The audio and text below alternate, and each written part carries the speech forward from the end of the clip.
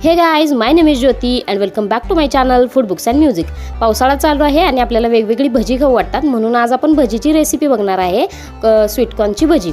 त्यासाठी एक वाटी स्वीटकॉर्न घेतलेला आहे, एक अख्खं कणीस मी इथं सोलून घेतलेला आहे, 2 ते 3 हिरव्या मिरच्या, कोथिंबीर, 5 ते 6 पाकळ्या लसूण, 2 चमचे बेसन पीठ, 1 चमचा तांदूळाचे पीठ आणि जिरे आणि ओवा चवीपुरतं इथं मी घेतलेलं आहे। चला आपण रेसिपीला सुरुवात करूया। इथं मी मिक्सरच्या भांड्यामध्ये सगळे स्वीटकॉर्न जे आपण सोलून घेतले होते, एक अख्खं कणीस मी इथं घेतलेलं आहे, ते मी मिक्सरच्या भांड्यामध्ये टाकलं।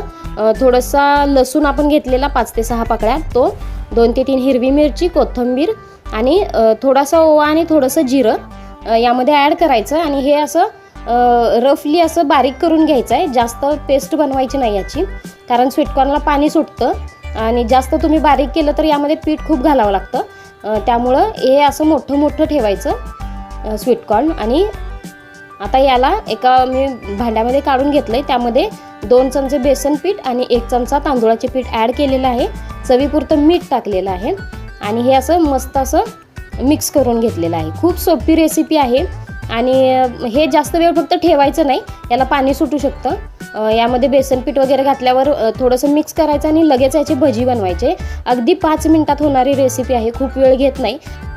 हे बघा, इथं मी छोटे छोटे पकोडे साईज असं बनवून घेतलेलं आहे। मोठं बनवू नका, म्हणजे आतपर्यंत भाजलं जाणार नाही।